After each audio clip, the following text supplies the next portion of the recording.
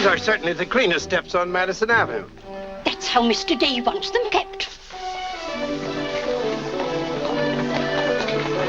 Good morning. Morning.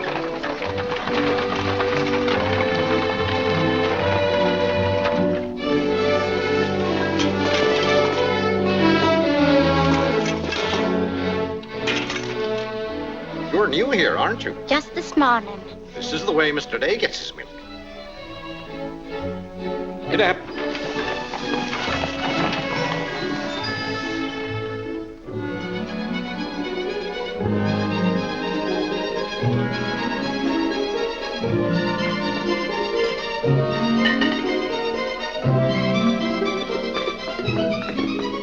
Annie, be careful of this dish. You could burn your hands. And keep the cover on till you're ready to serve them. Mr. Day likes his muffins hot. I'll do that.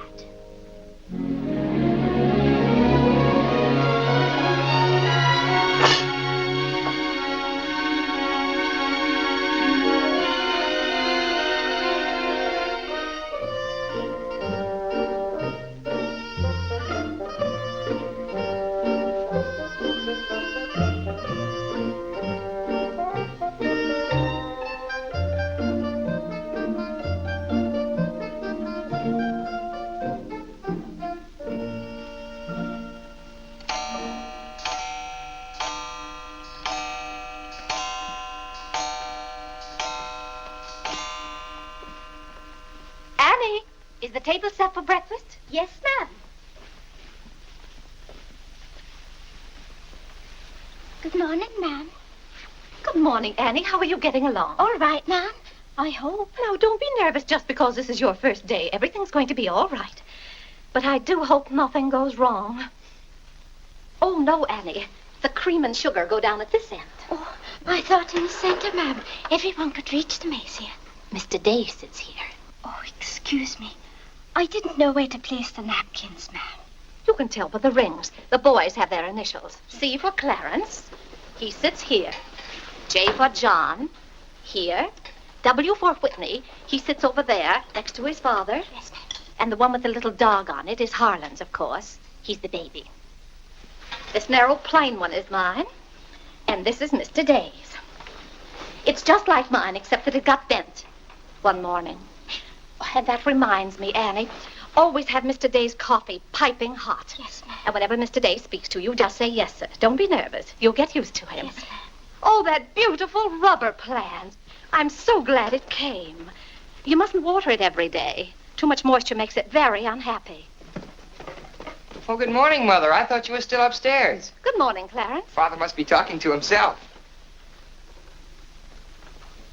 A redhead. Did you sleep well, Mother? Yes, thank you, dear. Golly, I'm hungry. Oh, and Annie, we always start with fruit in the morning, except the two younger boys who have their porridge and milk. Jiminy, another wreck on the New Haven. That always disturbs the stock market. Father won't like that. I do wish the New Haven would stop having wrecks if they knew how it upsets your father. My soul and body, Clarence, what's happened to your coat? Oh, it ripped open again. Margaret mended it for me, but it won't stay mended. Oh, dear. Well, I'll just have to speak to your father about a new suit of clothes.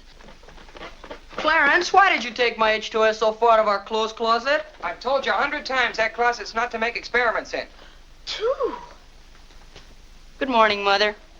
John, have you been making those chemical smells again? No, Mother. I'm making an electric battery. It'll ring a bell and everything. You know your father doesn't like electricity. But, Mother, everything's going to be electricity. Not in this house. Oh, God!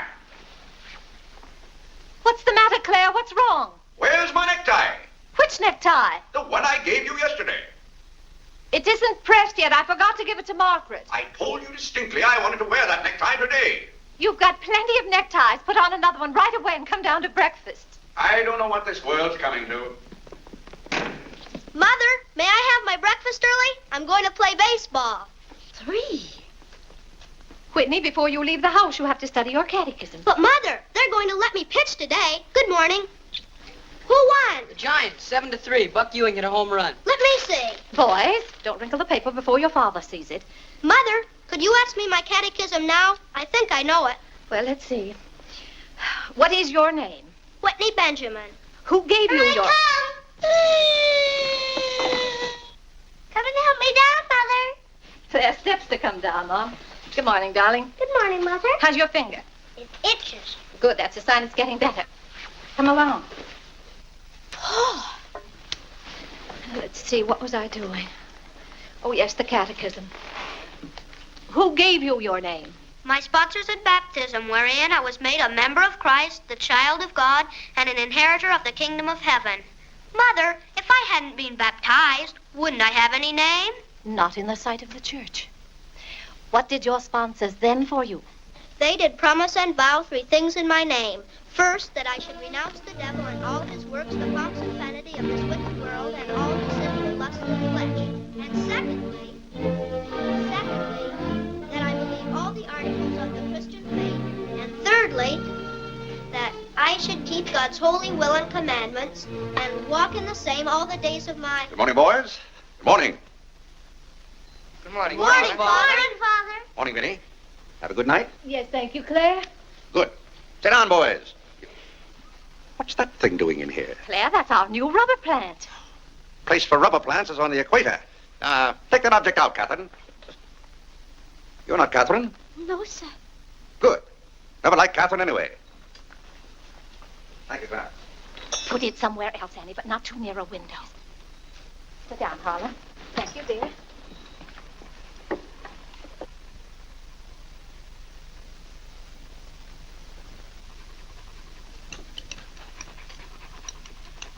Where did that dog come from? She'll behave, Mother. I've talked to her. What did you say? Claire, that new suit looks very nice. You blasted tight. You put on a little weight, dear. I weigh just the same as I always have. Well, Clarence has just managed to ruin the only decent suit he has. I'm sorry, but I'm afraid he'll need a new suit of clothes.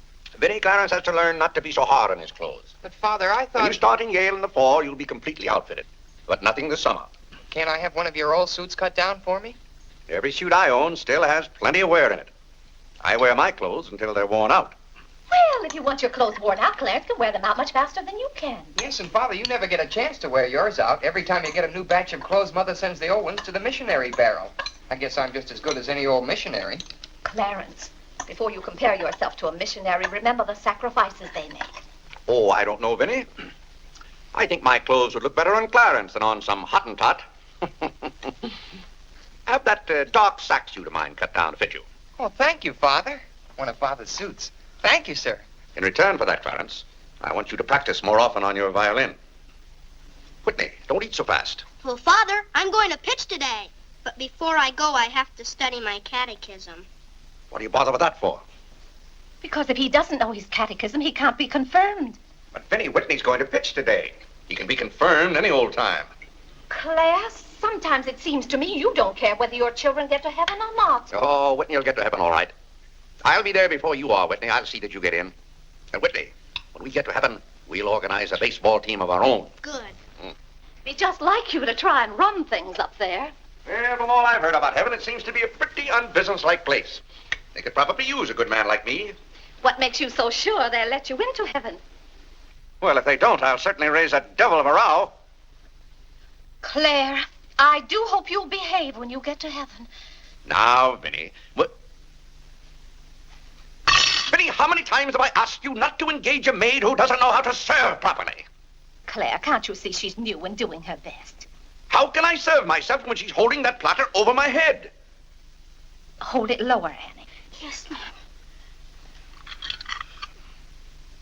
What became of the one we had yesterday? I don't know why you can't keep a maid. Oh, you don't. Why on earth can't you run your house the way I run my office? All I want is service. What the devil's that noise? It's Annie. Annie? Who's Annie? The maid. I'll take it, Annie. Claire, aren't you ashamed of yourself? What have I done now? You made her cry speaking to her the way you did. I never said a word to her. I was addressing myself to you.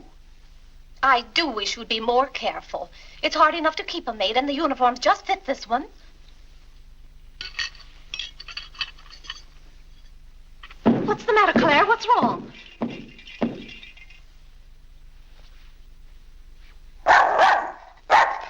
What in the name of... Well, where did you come from? Who do you belong to? She's mine, Father. Her name is Princess. Looks more like a prince to me. What's wanted? Margaret, this bacon's good. Oh, Well, it's good. yes, sir. Harlan, how's that finger? Come here, let me see it. Yes, Father. Ah, yes, that's healing nicely. I guess you'll know the next time that cats don't like to be hugged. It's all right to stroke them, but don't squeeze them. Now go back and finish your oatmeal. I don't like oatmeal, Go on and finish it. It's good for you. but I don't like it. I'll tell you what you like and what you don't like. You're not old enough to know about such things. You've no business not to like oatmeal.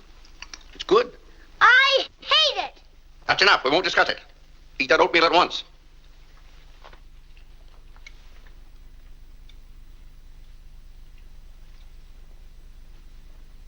Ah.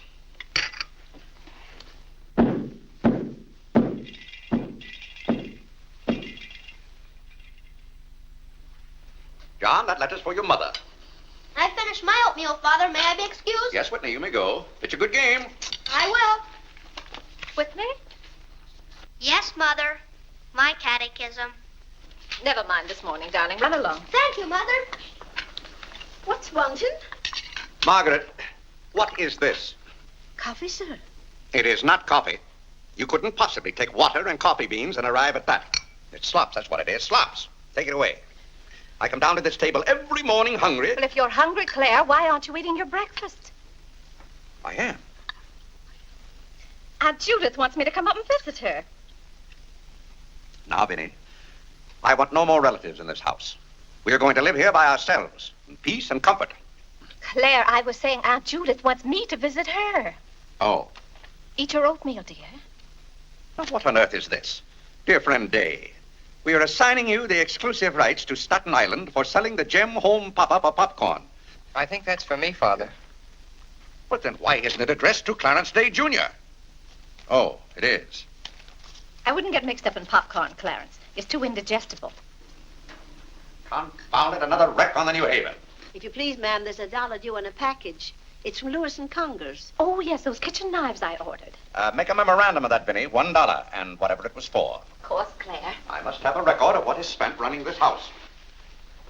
I've never understood what good a record is after the money's gone. There's just $1, Margaret. Vinny, this house must be run on a business basis. Of course, dear. That's what the household accounts are for.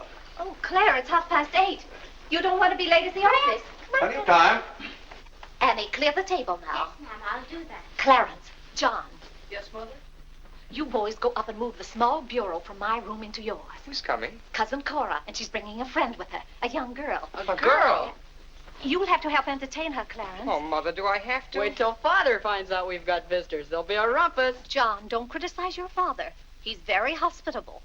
After he gets used to the idea. I like coffee, I like tea, I like the girls, and the girls like me. Well, I don't like girls, and they don't like me. Oh, God! Go on, boys, go on. What's the matter, Claire? What's wrong? How did that get in this room? Now, Claire, how was the new maid to know? Well, keep that abomination out of here. All right, I'll take it. Oh, Claire, dear, I'm afraid I'm going to need some more money. You were complaining about the coffee this morning.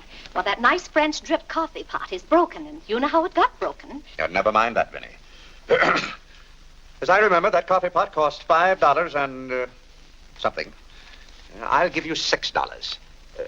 When you get it, Vinny, enter the exact amount in the ledger. Of course, Claire. We can't go on month after month having the household accounts in such a mess. No, and I've thought of a system that will make my bookkeeping perfect. Well, I'm certainly relieved to hear that.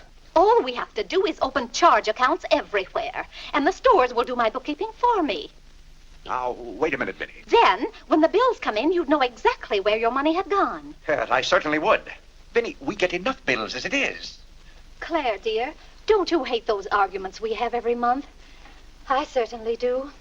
Not to have those, I should think, would be worth something to you. Well, I'll open an account at Lewis and Congers and one at McCreary's to start with. Thank you, Claire. We'll see how it works out. Thank you. Oh, the rector's coming to tea today. The rector? Well, I'm glad you warned me. I'll go to the club. Don't expect me home until dinner time. Claire, dear, I do wish you'd take a little more interest in the church. Getting me into heaven is your business, Vinny. If there's anything wrong with my ticket when I get there, you can fix it up. Everybody loves you so much, I'm sure God must too. I'll do my best, Claire. It wouldn't be heaven without you. If you're there, Vinny, I'll manage to get in some way, even if I have to climb the fence. Sweet Marie, come to me, sweet Marie. Margaret! Margaret! Oh, yeah! What's the matter, Claire? What's wrong? Why did God make so many dumb fools and Democrats? Oh, politics. Yes, but it's taking the bread out of our mouths. Huh. Honest Hugh Grant. Honest, bah. Fine mayor you've turned out to be. If you can't run this city without raising taxes every 5 minutes, you'd better get out. Let someone who can. Richard Croker's running this town, and you're just his cat's paw. Tell me this. Are these increased taxes going into public improvements, or are they going into graft? Answer me that honestly if you can, Mr. Honest Hugh Grant. You can't. I thought so. Bah. Don't order dinner. You were elected to office on the promise that you would put an end to all this thievery and corruption. Have you put an end to it? No. You've encouraged it. Every day there's some new raid on the public treasury. If you don't stop plundering the pocketbooks of the good citizens of New York, we're going to throw you and your boodle board of aldermen out of office. I'm warning you for the last time. It's robbery. That's what it is. Highway robbery. Annie. If Annie. you think we're going to submit to this... Take this fresh cup of coffee into Mr. Day. Tell you, sir. But Mr. Day's Real got a estate owners visitor. of New York City are not going to tolerate these conditions any Nonsense. longer. Run along in now. We pay you a good round sum to watch after our interests, and all we get is inefficiency. I know you're an nincompoop, and I strongly suspect you of being a scalawag. You're not going to escape your legal responsibilities. Legal responsibilities? By gad, I mean criminal responsibilities. Don't think for 1 minute we're going to let you escape. We're going to throw you into jail.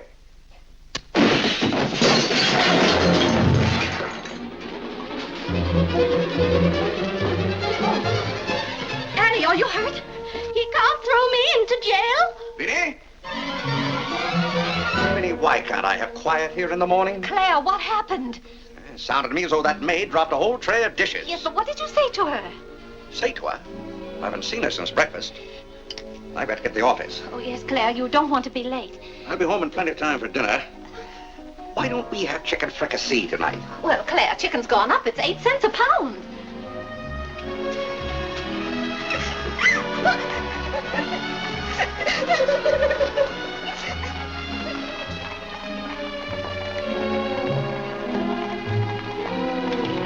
Where the devil's she going, dressed up like that? Claire, you've done it again. How could you? How could I what? Can't you see she's leaving? Dear, I've no time to engage a new maid. We'll have to have dinner out. Dinner out? Nonsense. I'll engage a new maid myself. Claire, you can't. She has to fit the uniforms. I'll have one here in an hour. Goodbye, dear. Bye, Claire. Good morning, Mr. Day. On your way to the office? Yes, Terence. Good morning. Mrs. Day? Good morning, Mr. Day. Morning, Jim.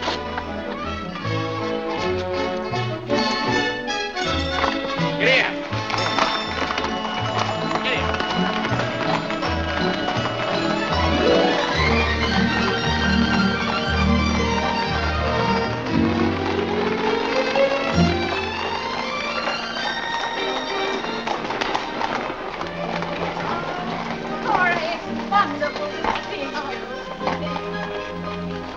Vinny, I declare you're getting younger and prettier every year. Oh, this is Mary Skinner. It's Skinner's daughter. My goodness, I never would have known you. Just leave your things out here and come right on in. I heard my father talk so much about you, Mrs. Day. Did he tell you how he used to dip my pigtails in the inkwell at school? What's the news in Pleasantville, Cora? Oh, Vinny, I have so much to tell you. We wrote you that Aunt Carrie broke her hip. Yes. That was the night that Robert Ingersoll lectured. Of course, she couldn't get there, but it was a good thing for Mr. Ingersoll she didn't. How do you do, Cousin Cora? Oh, Claire. Clarence. My. Oh, no, Cora, this is John. John, why, how you've grown. You'll be a man before your mother. John, this is Mary Skinner. How do you do? How do you do? Vinny, everybody in Pleasantville sends their love. Grandpa Ebbets, Cousin Edith, Aunt Hattie, the Taylors, just everybody. Cora, how did. is Grandpa Evans? Oh, he hasn't been at all well. You know he only has one kidney, and that's floating. How do you do, Cousin Cora? I'm glad to see you. This can't be Clarence. Yes, it is. My. My goodness, every time I see you boys, you've grown another foot. Let's see, you're going to St. Paul's now, aren't you? St. Paul's? I was through with St. Paul's long ago. I'm starting in Yale this fall. Yale? Mary, this is Clarence and Mary Skinner. How do you do? This is Mary's first trip to New York. Yes, it is. It's her first trip. We'll have to show Mary around. Oh, I tell you, I'll ask Mr. Day to take us all to Delmonico's for dinner tonight. Delmonico's? Think of that, Mary, Delmonico's. And Cousin Clara's such a wonderful host. Well, I know you girls want to freshen up, so come upstairs. Clarence, get their bags. I've given you girls Clarence's room, but he didn't know about it until Now, this Vinny, morning. I don't want you to He hasn't moved his things out Don't you yet. bother about us But for that doesn't 1 make any- minute. John, get their old bags. Here, we just take care of ourselves. You know, everyone is pleasant. Oh, you play the violin. Well, I fool with it a little. You're just being modest. No, really, I play the piano.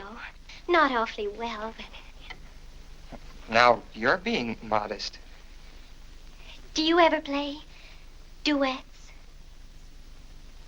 Well, I haven't up to now. Neither have I. Up to now.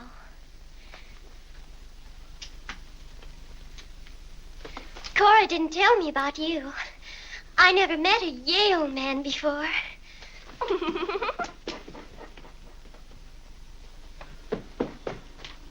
What's happened to you? Nothing. I feel fine.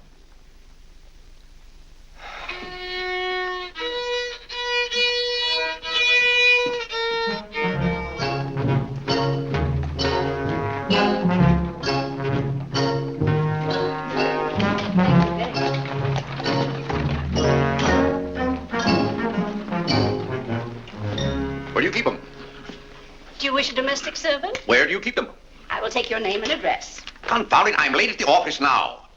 If you will give me the details as to what kind of person you require. I'm asking you where you keep them. Why, the girls are in there, but clients are not allowed in that room. If you will tell me the kind of a position you wish to have filled, I will be very glad to...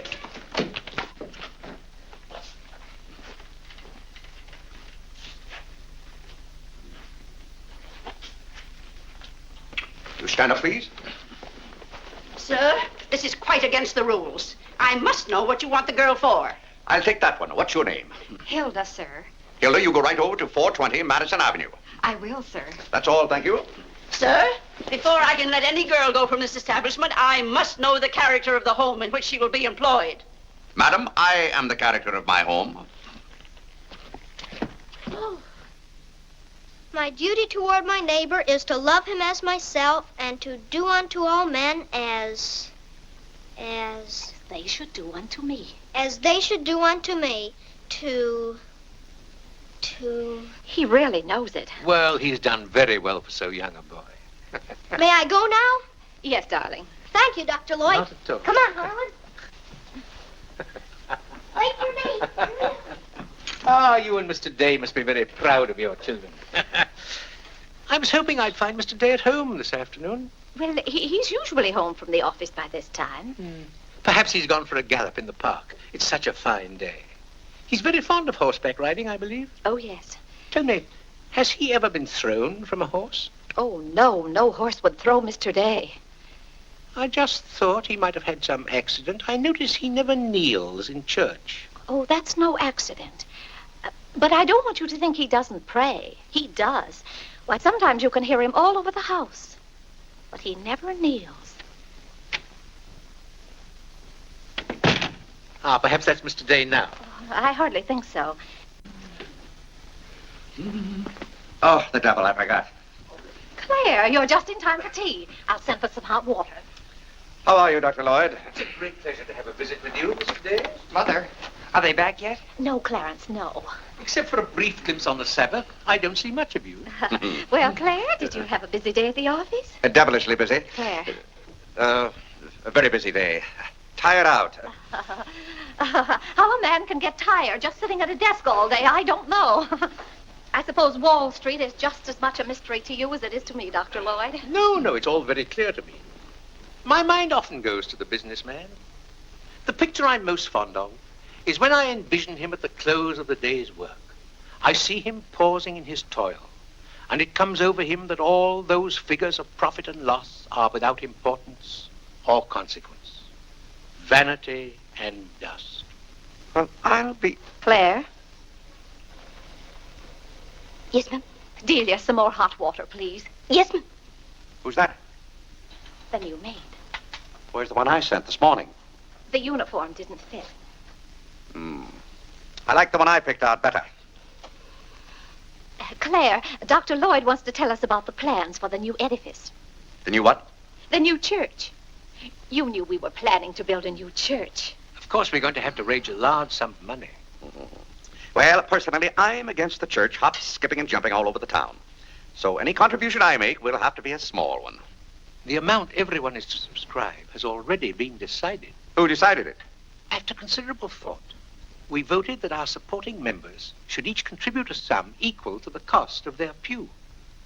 I paid $5,000 for my pew. Yes, Claire, that makes our contribution $5,000. That's robbery. Do you know what that pew was worth today? $3,000. That's what the last one sold for. I've taken a dead loss of $2,000 on that pew already. Frank Baggs sold me that pew when the market was at its peak. He knew when to get out. And I'm warning you, Vinny, if the market ever goes up, I'm going to unload that pew. Clarence Day, how can you speak of the temple of the Lord as though it was something to be bought and sold on Wall Street? Now, Mrs. Day, your husband is a practical man. We've had to be practical about the new church. We have all the facts and figures. Oh? What's the property worth where we are now? Oh, let's see. Is it $40,000? I know the figure has a 4 in it. What's the new piece of property going to cost you? I think the figure I heard mentioned was $85,000. Or was it $185,000? Dr. Lloyd, you preach that someday we'll all have to answer to God. We shall indeed. Well, I hope God doesn't ask you any questions with figures in them. Mrs. Day is in the living room. Thank you. It's Cousin Cora. Hmm? She's passing through town. Oh. Well. Oh, hello. Hello. Hello. Thank you for helping me. Come, Mary. Oh, Vinny, what a day. We've been in every shop in town. Why, Cousin Claire. Cora! My. You're as welcome as the flowers in May. This is Mary Skinner, Mr. Day. How do you do? I've been telling Mary all about you. She's been dying to meet you.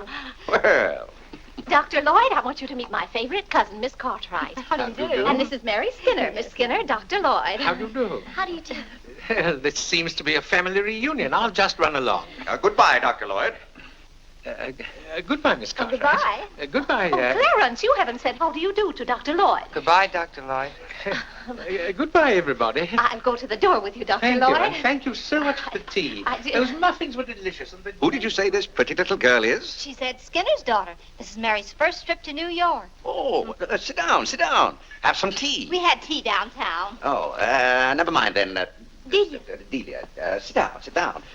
Even if you have had tea, you can stay and visit for a while. As a matter of fact, why don't you both stay to dinner?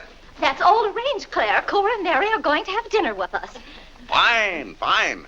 Of course, you just have to take potluck. Well, I'd hardly call it pot. Claire, did you know the girls are going to visit Aunt Judith in Springfield for a whole month? Fine. Now, how long are you going to be in New York, Cora? All week. Splendid. We'd hope to see something of you. Well, you certainly will. Cora, did you find anything you wanted in the shop? Oh, I can't wait to show you. Oh, but I'm afraid some of these packages can't be opened in front of Cousin Claire. Shall I leave the room?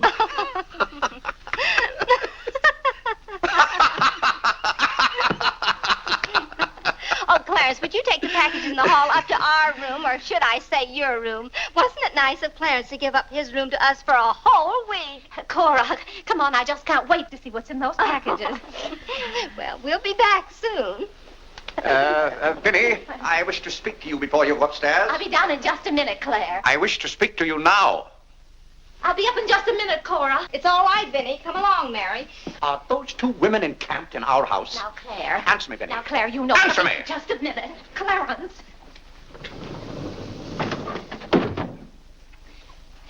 Now, Claire, you know you've always been fond of Cora. What has that to do with her planking herself down in my house and bringing hordes of strangers with her? How can you call that sweet little girl a horde of strangers? Why don't they go to a hotel? New York is full of hotels built for the express purpose of housing such nuisances. Claire, two girls alone in a hotel? Why, who knows what might happen to them? All right, then put them on the first train. They want to roam with the gypsies? Lend them a hand. Keep them roaming. But, Claire, they're just staying in that little room of Clarence's. The trouble is they don't stay there. They stay in the bathroom. Every time I want to take my bath, it's full of giggling females, washing their hair. I tell you, I won't have it. Send them to a hotel. I'll pay the bill gladly, but get them out of here. Father, I'm afraid they can hear you upstairs. Then keep those doors closed. Clarence, you open those doors. Open them all the way. Now, Claire, you be quiet and behave yourself. They're here, and they're going to stay here. That's enough, Vinny. I want no more of this argument.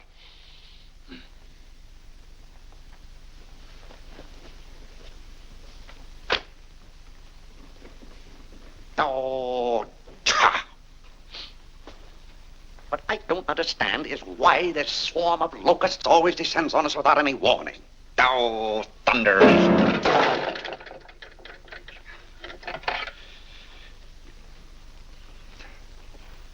Vinny. Dear Vinny.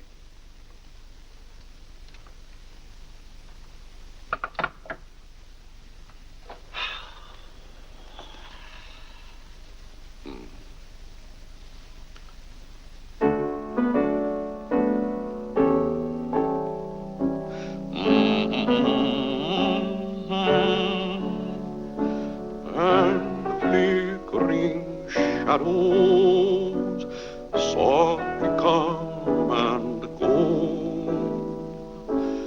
Though my heart be weary.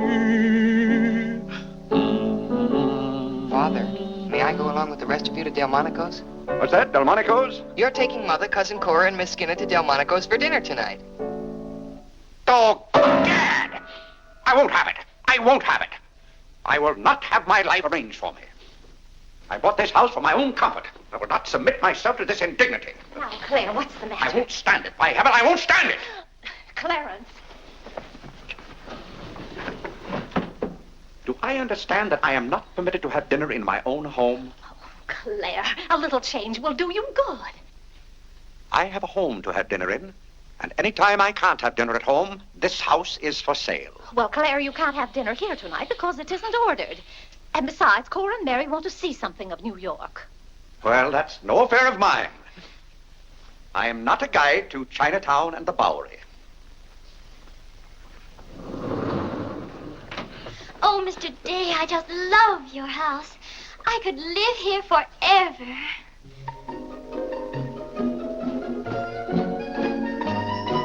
Cora's waiting for you, Mrs. Day. Oh, yes, I'll run right up.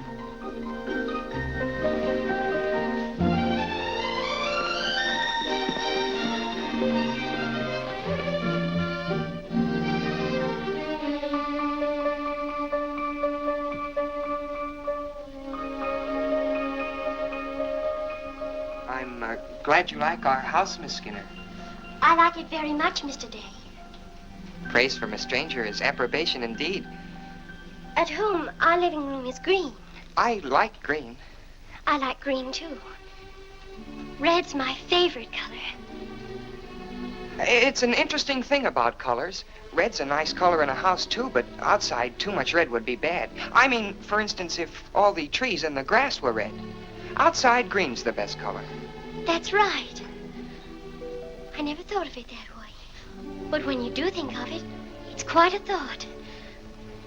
I bet you make your mark at Yale. Oh. My mother wants me to go to college. Do you believe in girls going to college? I guess it's all right if they want to waste that much time. Before they get married, I mean. I'm glad you're fond of music, Mr. Day. Oh, hello. Look, a new youth companion. John enjoys the youth's companion. John. Won't you sit down?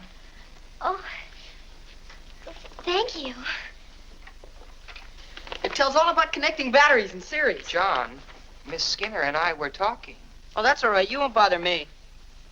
Jiminy, there's where I made my mistake. I didn't mix enough blue vitriol with it.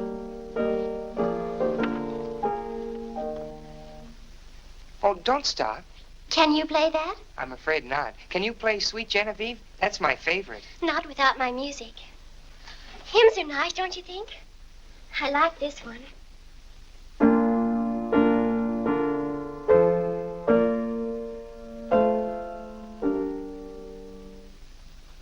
That's funny. The words are the same, but it's the wrong tune. Oh, it can't be the wrong tune. We sing it exactly that way in church.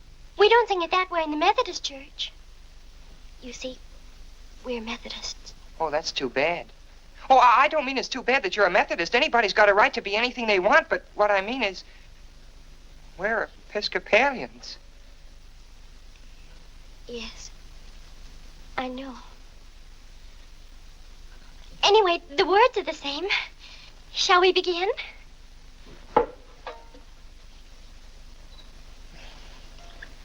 Now.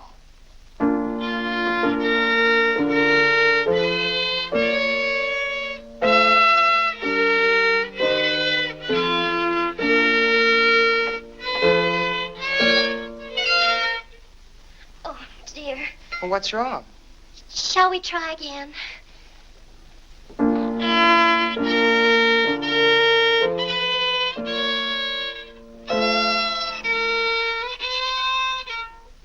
It must be my fault. Oh, no, it's my fault. No, you're the Episcopalian.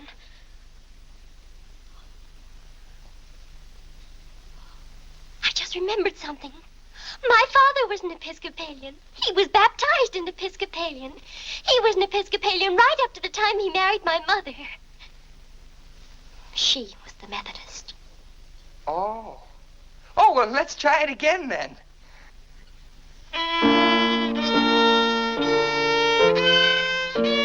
Well, Clarence, if you're going to Delmonico's with us, you'd better get dressed. Am I going to? Jiminy! Thank you, Father. Be ready in just a minute, Mother.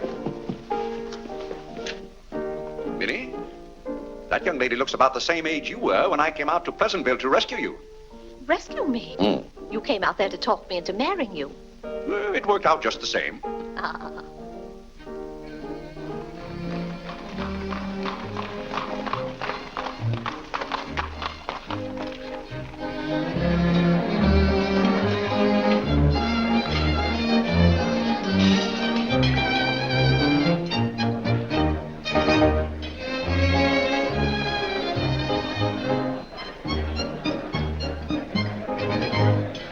L'addition, François. Oui, monsieur, tout de suite.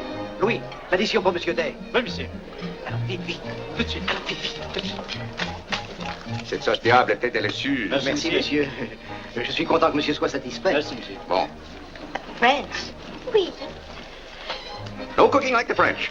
Claire, it was so nice of you to invite Cora and Mary here their first night. It's been a pleasure.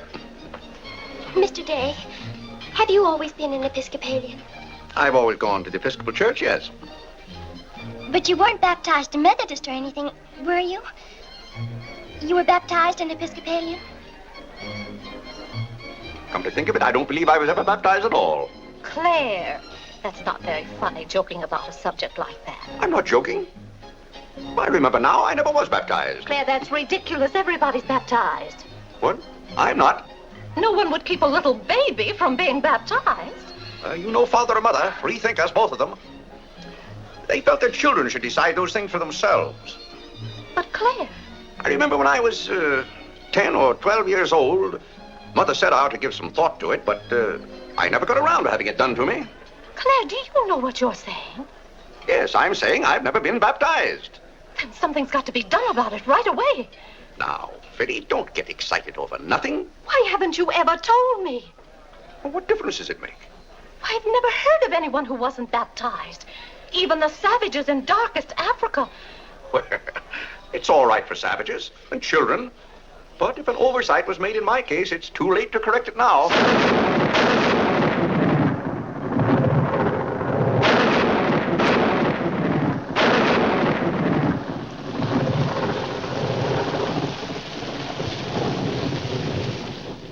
But if you're not baptized, you're not a Christian.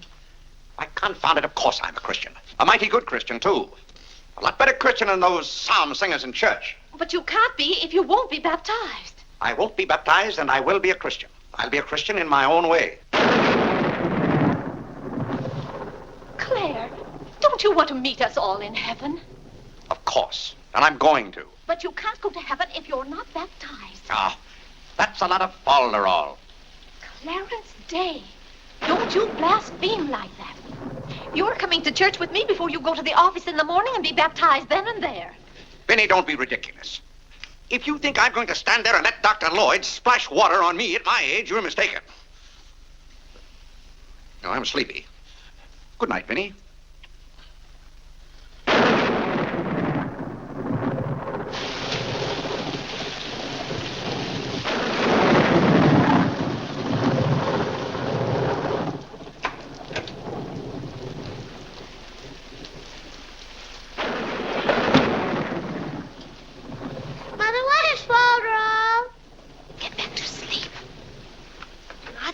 Yes, Whitney. If Father hasn't been baptized, he hasn't any name.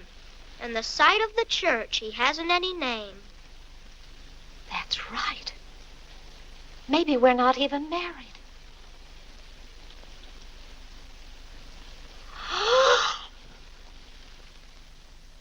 We, thine unworthy servants, do give thee most humble and hearty thanks for all thy goodness and loving kindness to us and to all men.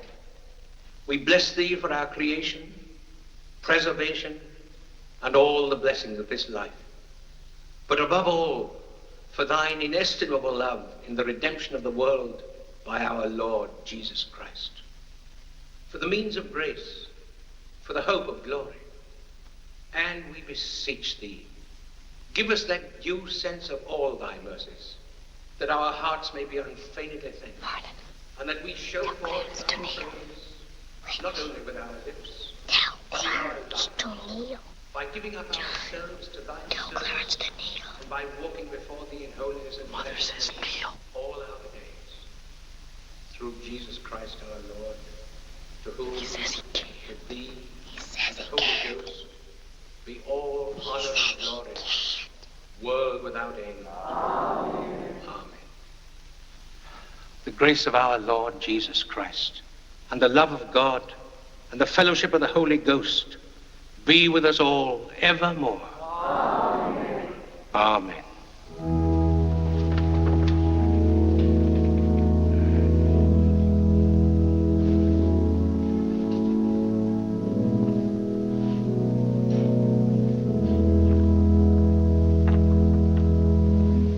And so, my friends, what comfort and security it gives us when we have reached the age of understanding to know that the rite of baptism has not been neglected in our infancy or youth.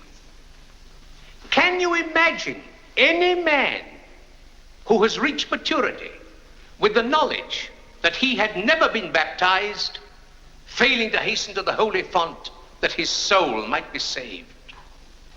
As it says in the baptismal office, except a man be born of water and of the Spirit, he cannot enter into the kingdom of God. He that believeth and is baptized shall be saved, but he that believeth not shall be damned. What's that follow up to? He can't be. Which also showeth us the great benefit we reap thereby. He that is baptized showeth great benefit. But he that believeth not cannot enter into the kingdom of God. Says, for the promise is to you and to your children. Doubt ye not, therefore, but earnestly believe.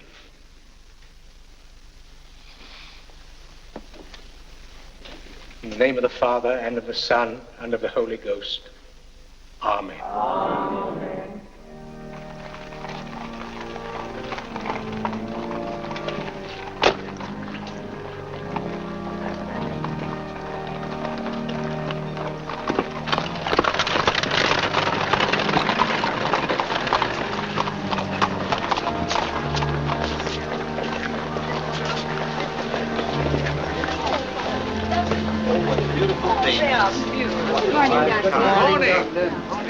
This is William Tyler Wickersham.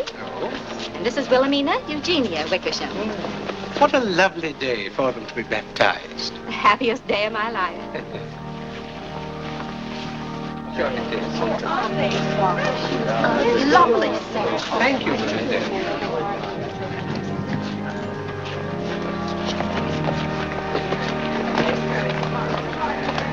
Claire, you know I didn't ask Dr. Lloyd to do that. You must have said something. Well, I had to find out from him if we were really married. I am married and I'm not baptized. And as far as I'm concerned, the whole congregation can know it. They certainly know it now. That suits me. I don't go to church to be preached at as though I were some lost sheep. Claire, you don't seem to understand what the church is for. Minnie, if there's one place the church should leave alone, it's a man's soul.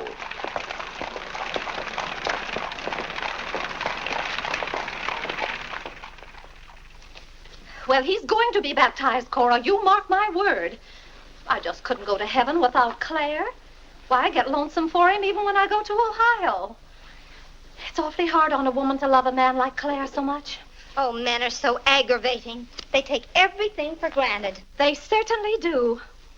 You know, I don't believe Claire has come right out and told me he loves me since we've been married. Of course, I know he does because I keep reminding him of it.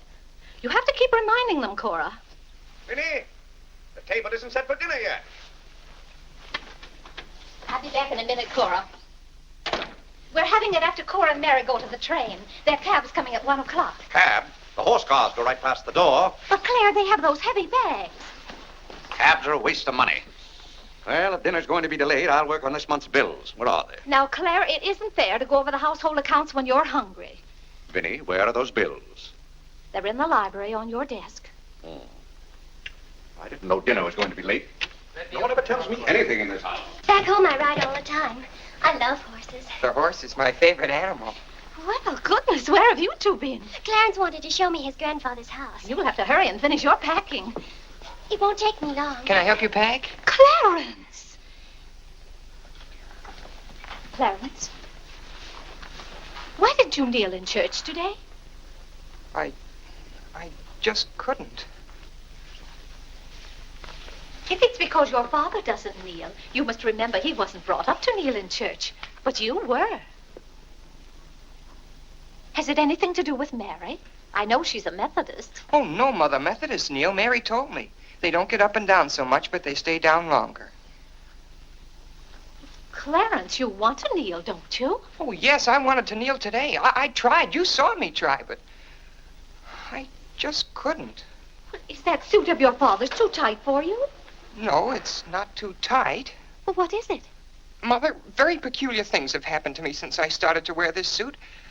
I can't seem to make these clothes do anything Father wouldn't do. Oh, that's nonsense, Clarence.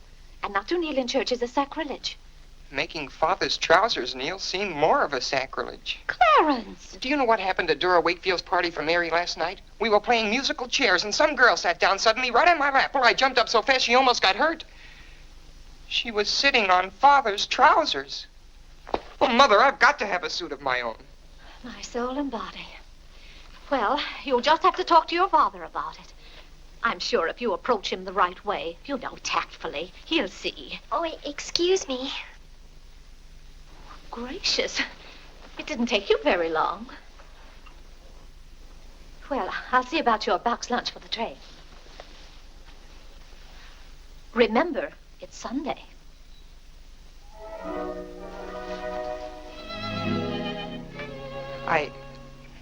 I was hoping we could have a few minutes together before you left. Cora had so much to do, I wanted to get out of her way. Well, didn't you want to see me? I did want to tell you how much I've enjoyed our friendship. Oh, hello. Mother told us to sit in the living room till dinner's ready. Not on the best sofa. Hello. Hello. Have you ever been out on our porch? Oh, yes. Well, let me show it to you. It's awfully hard to grow up in a family with children. My, I've never known a week to pass so quickly. Why, Yes? Why, Yes? You're going to write me when you get to Springfield, aren't you? Of course. If you write me first. But you'll have something to write about, your trip and Aunt Judith and how things are in Springfield. You write me as soon as you get there. Maybe I'll be too busy. Maybe I won't have time. Well, you find the time. Let's not have any nonsense about that. You'll write me first and you'll do it right away, the first day. How do you know I'll take orders from you? Well, I'll show you. Give me your hand. Why should I? Give me your hand, confound it. What do you want with my hand? I just wanted it. What are you thinking about? I was just thinking. About what? I was hoping you'd write me first, because that would mean you liked me. Well, what's my writing first got to do with liking you? You do like me then. Of course I do. I like you better than any girl I ever met. But you don't like me well enough to write first. Well, I don't see how one thing's got anything to do with the other. But a girl can't write first because she's a girl. Well, that's nonsense. If a girl has something to write about and a fellow hasn't, there's no reason why she shouldn't write first. You know, the first few days I was here, you'd do anything for me. And then you changed. You used to be a lot of fun. Then all of a sudden you turned into an old sober sides. Why, you even dress like an old sober sides. What's the matter? I just happened to remember something. What? Oh, I know. It's because this is the last time we'll be together. Mary, please. But, Clarence, we'll see each other in a month when I come back. Oh, Clarence, please write me first, because that'll show me how much you like me. Please. I'll show you how much I like you. Get up, get up! Oh, Mary, don't do that. Please don't do that. Niall, think I'm just a bold and forward girl. Oh, no, it's not that. Was it because it's Sunday? No, it'd be the same any day. Oh, you just didn't want me sitting on your lap. Oh, it was nice of you to do it. It was nice of me, so you told me to get up. You just couldn't bear to have me sit there. Oh, well, you needn't write me first. You needn't write me any letters at all, because I'll tear them up without opening them. I never want to see you again. Oh, Mary, listen to me. Mary, please. Oh, Mary.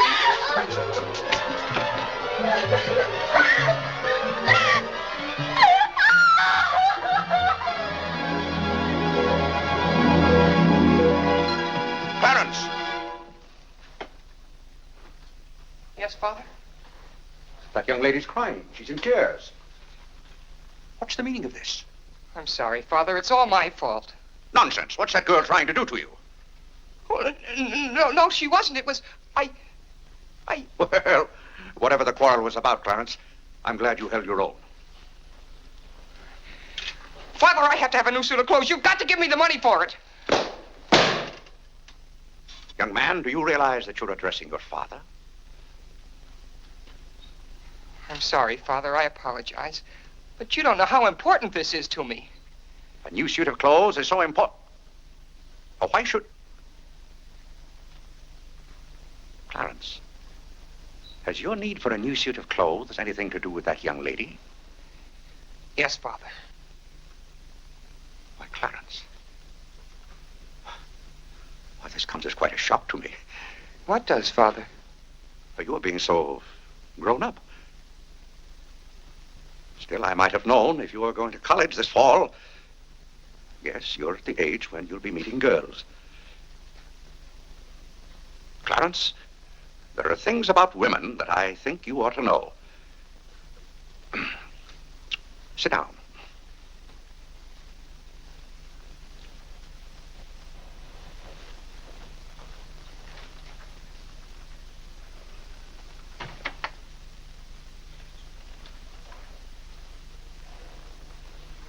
Yes, I think it's better for you to hear this from me than to have to learn it for yourself. Clarence, women aren't the angels that you think they are. Well, now, first let me explain this to you. You see, Clarence, we men have to run this world, and it's not an easy job. It takes work, and it takes thinking. A man has to reason things out. Now you take a woman. A woman thinks... No, I'm wrong right there. A woman doesn't think at all. She gets stirred up. And she gets stirred up over the most confounded things. Now, I love my wife just as much as any man, but that doesn't mean that I should stand for a lot of folderol. By gad, I won't stand for it. Stand for what, Father? That's the one thing I shall not submit myself to. Clarence, if a man thinks a certain thing is wrong, he shouldn't do it. If he thinks it's right, he should do it. Now, that has nothing to do with whether he loves his wife or not. Who says it has, Father? They do. Who, sir? Women. They get stirred up. And then they try to get you stirred up, too. But don't you let them do it, Clarence. Don't you let them do it. Now, if you can keep reason and logic in the argument, well, a man can hold his own, of course. But if they can switch you, pretty soon the argument's about whether you love them or not. I swear I don't know how they do it. But don't you let them, Clarence. Don't you let them. I see what you mean so far, Father. If you don't watch yourself, love can make you do a lot of things you don't want to do. Exactly. But if you do watch out and know just how to handle women, then you'll be all right. All a man has to do is be firm. You know how sometimes I have to be firm with your mother. Yes, but Father, what can you do when they cry? Well, that's quite a question. You just have to make them understand that what you're doing is for their good. I see. Now, Clarence, you know all about women.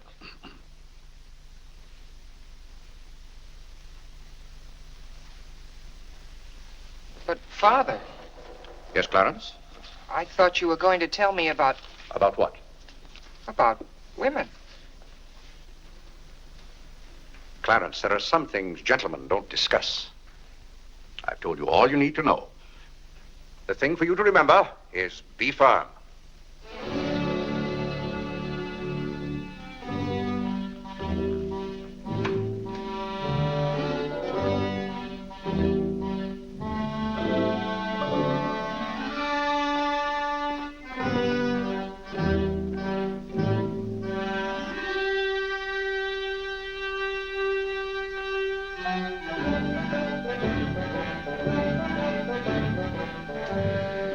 Mary, when you get to Springfield, the very first thing you...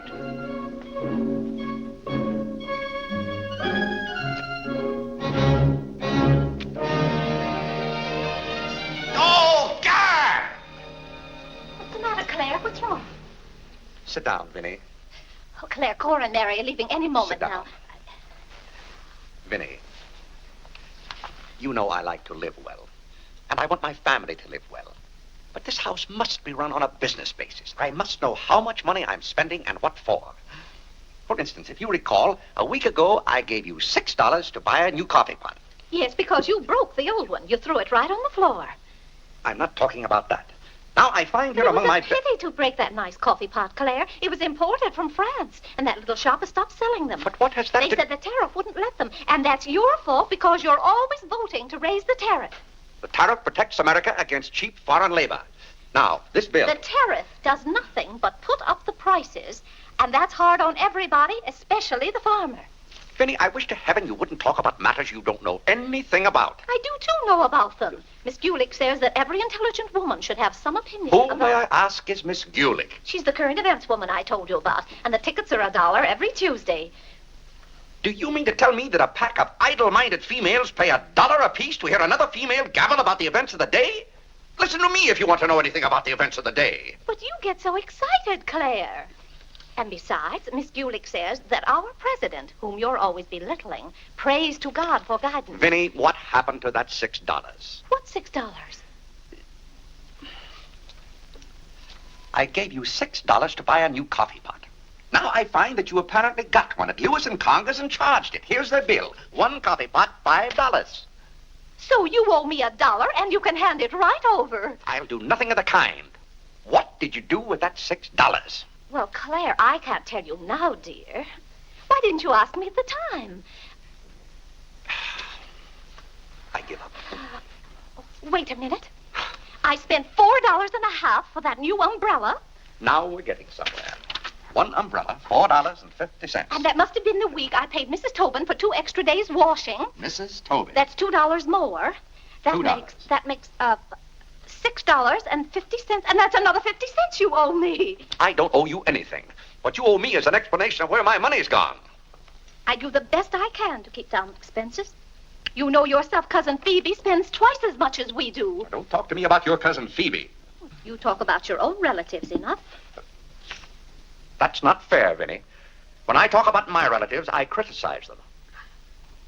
I can't even speak of Cousin Phoebe. You can speak about all you want to. But I won't have Cousin Phoebe or anyone else dictating to me how to run my house. I didn't say a word about her dictating. Claire, you know she isn't that. You said... Well, I don't know what you said now. You never stick to the point. Now, we're going over this account book, item by item. I find here a bill for $38. I don't know what you expect of me. I tire myself out chasing up and down those stairs all day long, trying to look after your comfort, to bring up our children. I do the mending and the marketing. Now you want me to be an expert bookkeeper, too.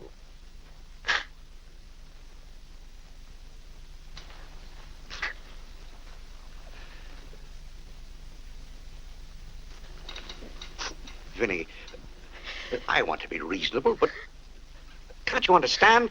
I'm doing all this for your own good. Oh. Well, I suppose I'll have to go ahead just paying the bills and hoping I've got enough money in the bank to meet them. But it's all very discouraging. I'll try to do better, Claire. Well, that's all I'm asking. Well, I'll make out the checks and sign them. But maybe I haven't any right to sign those checks since in the sight of the Lord I haven't any name.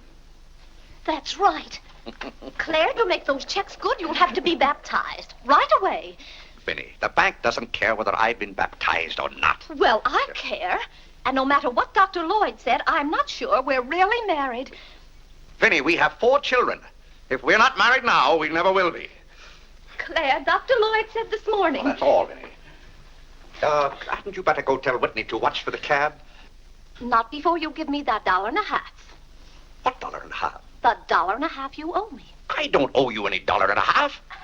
I gave you money to buy a coffee pot for me, and somehow it turned into an umbrella for you. Why, Clarence Day, what kind of man are you? Quibbling about $1.50 when your immortal soul is in danger. And what's more, All right. All right.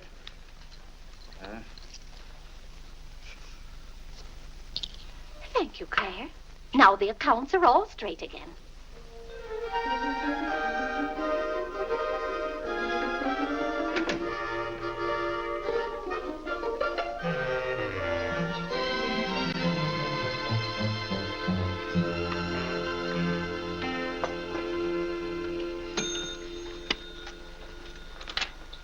What were you doing down there? I'm setting up this new burglar alarm. I invented it myself. Have you got any money you can lend me? No, you owe me 30 cents now. Well, I'll give you my stamp collection and my piece of John Wilkes Booth's finger. How much? Enough to get a new suit of clothes? If you can wait a month till I hear from the patent office in Washington, I may be rich. Well, I can't wait that long. Maybe I could get it sooner. I'm going to look into something else tomorrow. Wanted, an energetic young man to sell household necessity. Liberal commission. Apply 312 with... John, let me have this job. Why should I give you my jobs? They're hard to get. But I've got to get a new suit of clothes. Maybe I could get the job for both of us. I'll ask the man.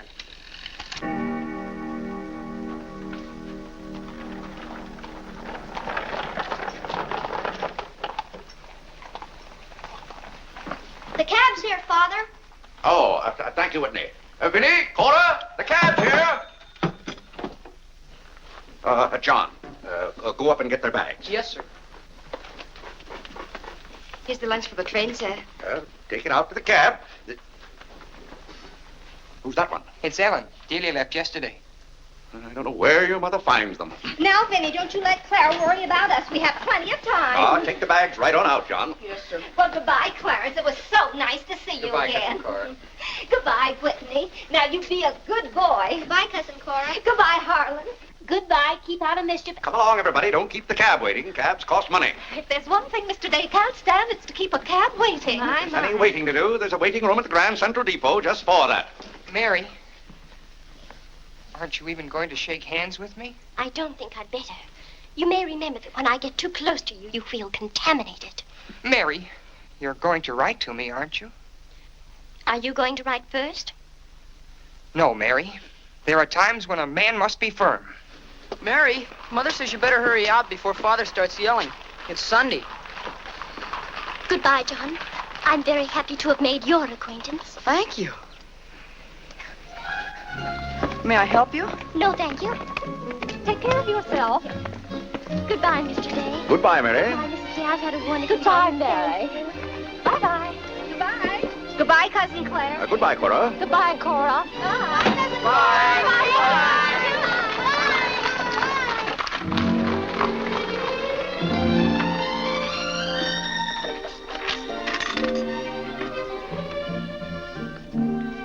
Dear Mary. My duty toward my neighbor is to love him as myself and to do to all men as I would they should do unto me. Has Father gone to the office yet?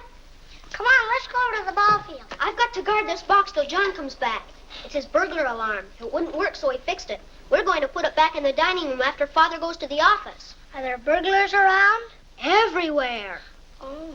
To love, honor, and succor my father and my mother. Why do you have to learn that? Because if I don't, I'll go to hell. Father's going to hell. He is not. Yes, he is, because he isn't baptized. He'll go to hell and burn for 1,000 years. He won't.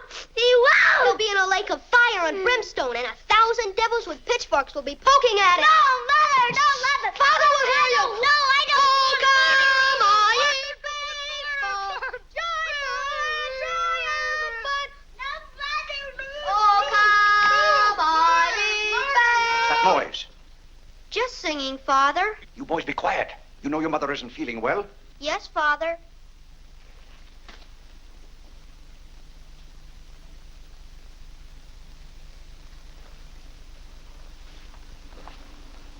What did your mother say? She says she doesn't want any breakfast. Now, why does your mother do that to me? She knows it just upsets my day when she doesn't come down to breakfast. A special delivery, sir. Thank you. Thank you. Where's John this morning? Well, John had his breakfast early, Father, and went out to see about something. See about what? Well, John and I thought we'd work this summer and earn some money. Good. Work never hurt anyone. It's good for them. But if you're going to work, work hard. King Solomon had the right idea about work. Whatever thy hand findeth to do, Solomon said, do thy doggonedest.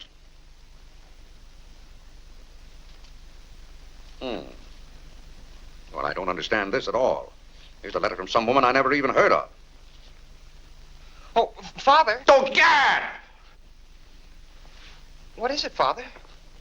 This woman claims that she sat on my lap and that I didn't like it. Huh. What's that word? No, that one down there. It looks like curiosity. Oh. I only opened your letter as a matter of curiosity. Yes, go on. Why, this gets worse and worse. It just turns into a lot of sentimental, lovey-dovey mush. Tcha! This is someone's idea of a practical joke. What's the matter, Claire? What's wrong? Nothing wrong. Just a fool letter. How are you feeling, Vinny? I thought you needed me. If you don't, I'll go back to bed. Oh, no. Come sit down and get some food in you. Do you good. Build up your strength. Yeah, here, sit down. Here, what's this one's name? Nora. Nora, get Mrs. Day some bacon and eggs. No, Nora. Bring me a cup of tea up to my room. Yes, ma'am. Oh, Vinny, it's just weak to give in to an ailment. I notice when you have a headache, you yell and groan and swear enough.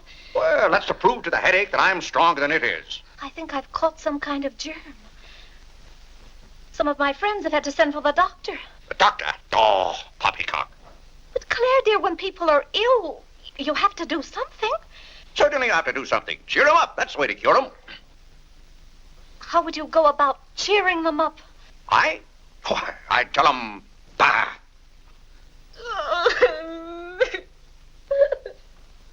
What have I done now? Oh, Claire, hush up.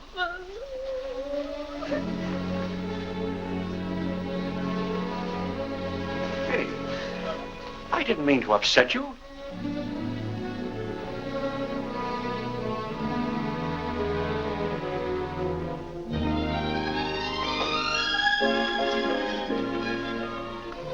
Dear Clarence.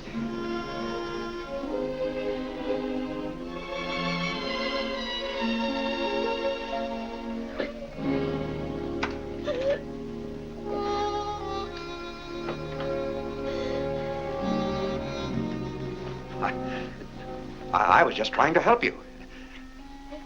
You know, when you take your bed, I have a confounded lonely time around here. So when I see you getting it into your head that you're not feeling well, I want to do something about it. But just because some of your friends have given into this, no reason why you should imagine you're ill. Claire, stop. Get out of this house and go to your office.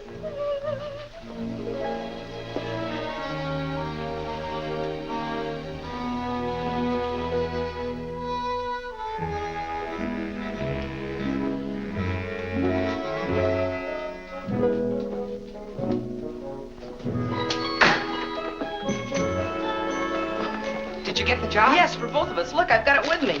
What is it? Medicine. Medicine. You took a job for us to go out and sell medicine? But it's wonderful medicine. Look what it cures. A sovereign cure for colds, coughs, catarrh, asthma, quinsy, and sore throat. Poor digestion, summer complaint, colic, dyspepsia, heartburn, and shortness of breath. Lumbago, rheumatism, heart disease, giddiness, and women's complaints. Nervous prostration, St. Vitus dance, jaundice, la grippe, proud flesh, pink eye, seasickness, and pimples. It's made from a secret formula known only to Dr. Bartlett. We get 25 cents commission on every bottle we sell, and he's giving us the territory of all Manhattan Island. Well, lots of fathers and mothers' friends have some of those diseases. Let's start out by calling on them. Yes. Oh, what if they ask us if we use it at our house? Oh, yes, it would be better if we could say we did. Excuse me? Oh, is that the tea for Mrs. Day? Yes. Well, I'll take it up to her. Thank you. Right away now, while it's hot. What's the matter with Mother? I don't know. She was just complaining. Say, it says here it's good for women's complaints. Here.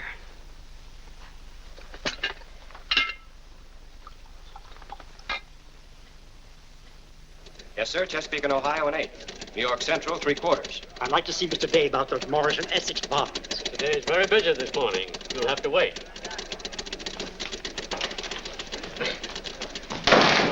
Where's Father? Well, Master Whitney, have you come to pay us a visit? Where's Father? He's busy in his office with a customer. Master Whitney! But, Mr. Day, the president of the firm is... Father, you have to come home right away. What's the meaning of this? Who sent you down here? Your mother? No, sir. Mother's ill. She's terribly ill. Did the doctor send you for me? No, sir. It was Margaret. Margaret? Margaret says you're to come home right away and no nonsense. Perkins, go down and stop the first cab you see. A cab, sir? For you, Mr. Day? Yes, I want a cab, and no nonsense. Yes, sir. I'm sorry, Mr. Hopkins.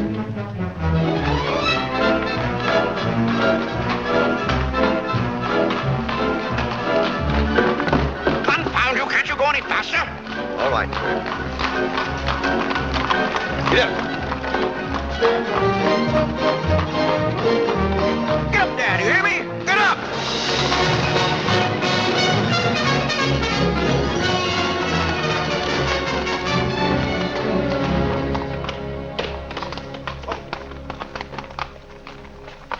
Oh, Doctor, how is Mrs. Day? She's a pretty sick woman. Oh, what's wrong with her? Well, do you know or don't you? What did Mrs. Day have for breakfast this morning? Not a thing.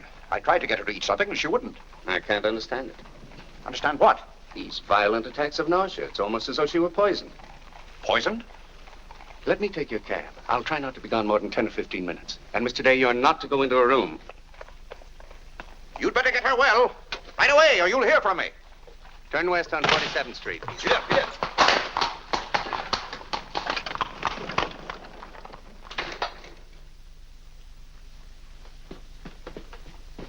How Where's Mother? I don't know. Well, she better be good and sick, or Father may be mad at me for getting him up here. Especially in a cab. Has your father come? Yes, just now. Where are you going, Margaret? I have to go for the minister.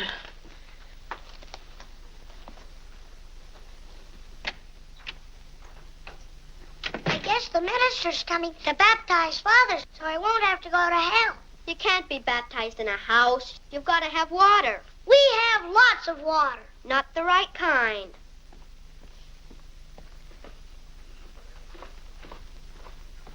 Is Mother better, Father? How can I tell? She wouldn't let me in the room with her. These confounded doctors never know what's the matter with anybody.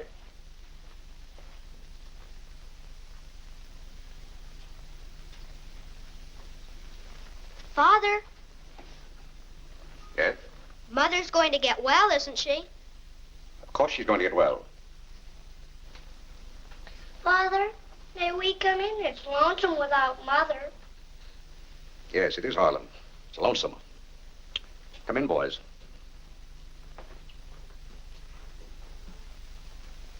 What have you been doing, Harlan? Nothing. They won't let me upstairs. What about you, Whitney? I was supposed to learn the rest of my catechism. Will you hear me, Father? Yes, Whitney, I'll hear you. Start here. How many parts are there in a sacrament? 2. The outward visible sign and the inward spiritual grace. What is the outward visible sign or form in baptism? Water, wherein the person is baptized in the name of... You haven't been baptized, have you, Father? Whitney, what is the outward visible sign? Water, wherein the person... You don't know it well enough, Whitney. You'd better go and study it some more. Do you want me to read to you, Harlan? Father, are they going to put you into hell? Whitney, take Harlan with you.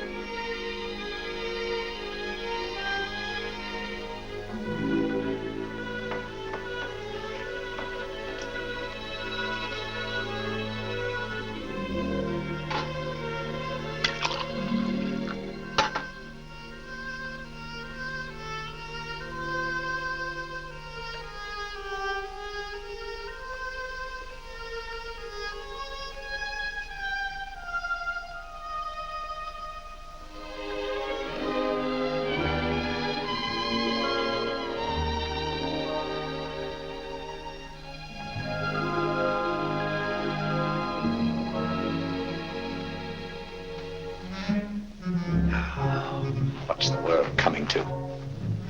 Everybody's sending for doctors. Doctors don't do you any good. Only make you feel worse.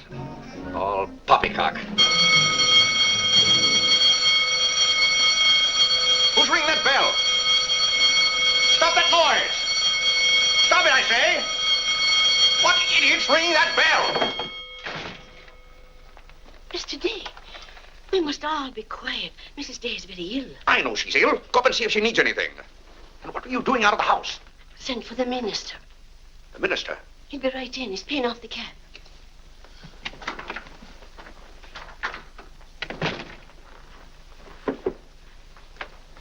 I was deeply shocked to learn the serious nature of Mrs. Day's illness.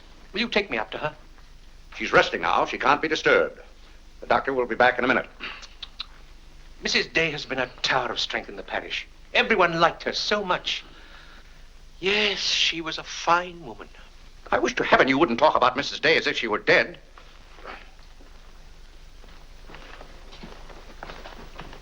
Is the doctor back yet? No. Does she need him? Well, she's kind of restless. She's talking in her sleep and twisting and turning.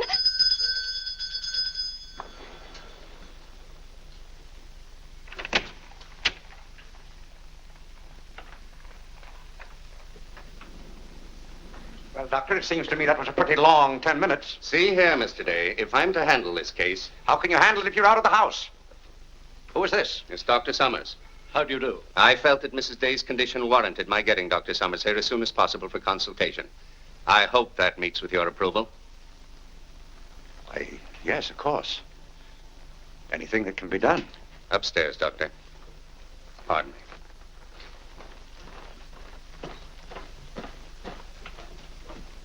Mrs. Day is in good hands now, Mr. Day. There's nothing you and I can do at the moment to help. Dr. Lloyd. Yes? There's something that's troubling Mrs. Day's mind. Oh? I think you know what I refer to. Yes. You mean the fact that you've never been baptized? Yes, I gathered that you knew about it from your sermon last Sunday. But let's not get angry.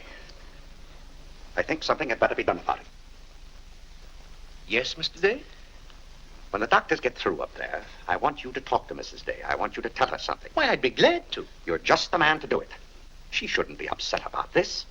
I want you to tell her that my being baptized would just be a lot of confounded nonsense. But, Mr. Day... No, she'd take your word on a thing like that. And we both must do everything we can to help her now. But the solution is so simple. It would take only your consent to be baptized. That's out of the question. And I'm surprised that a grown man like you would suggest such a thing.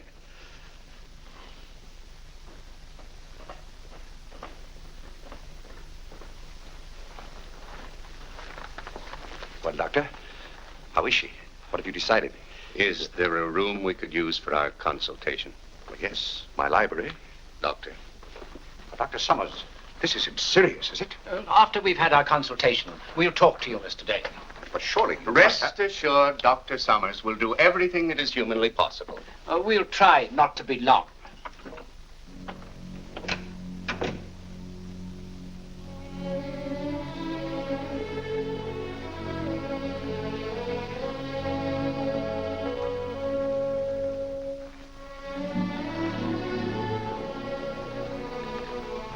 Tell me, this Dr. Summers, he's very highly thought of, isn't he? Oh, yes. Lavinia is seriously... If anyone could help her, he could. Don't you think? Very fine physician. But there is a greater help, ever present in the hour of need. Let us turn to him in prayer. Let us kneel and pray.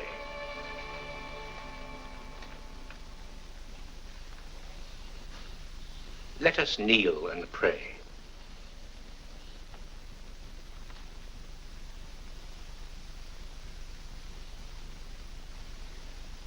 O Lord, look down from heaven. Behold, visit, and relieve this thy servant who is grieved with sickness. Have mercy on her, O Lord. Have mercy on this miserable sinner. Forgive her, and extend thy accustomed She's goodness. not a miserable sinner, and you know it. Oh, God! You know Vinnie is not a miserable sinner. She's a fine woman. She shouldn't be made to suffer. It's got to stop, I tell you. It's got to stop. Have mercy, I say. Have mercy, I tell you. What's the matter, Claire? What's wrong? Vinnie. Vinnie, what are you doing down here? You shouldn't be out of bed. You get right back upstairs. I heard you call. Do you need me? Vinnie, I know now how much I need you. Get well, Vinnie. I'll be baptized. I promise. I'll be baptized. You will? I'll do anything. Oh, Claire. We'll go to Europe, just we two. You won't have to worry about the children or the household accounts. Or... Vinnie. Don't worry, Mr. Day. She'll be all right now. Bless you for what you have done. What'd I do? You promised to be baptized. I did? Oh, Gad!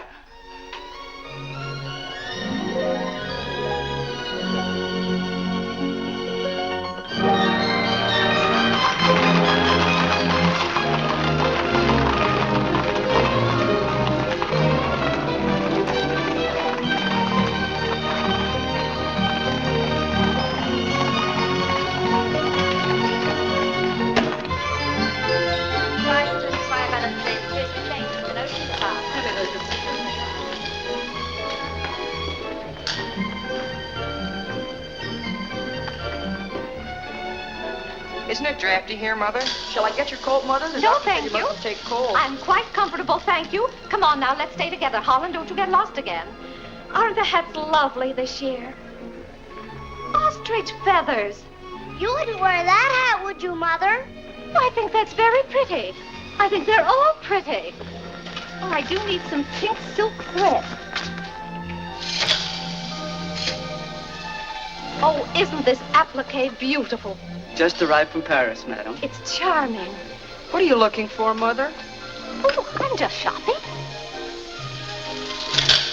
I think I'll just take a plain one. But this is the very latest. We've only had them in a few days. Remember, Mother, this is your first day out. You mustn't get too tired.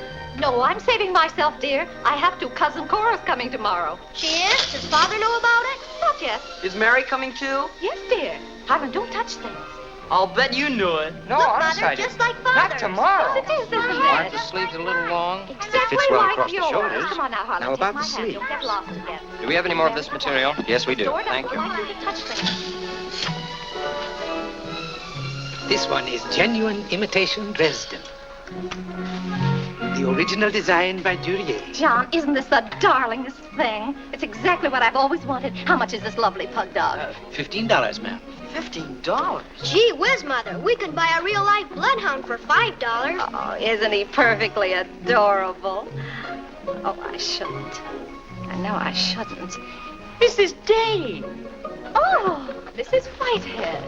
How nice to see you. Are you quite recovered? Almost. This is my first day out. We've missed you at the church. You remember Mr. Morley? How do you do, Mrs. How do you do? Mr. Morley preached the Sunday Dr. Lloyd was ill. Oh, yes. I can't tell you how much I enjoyed your sermon.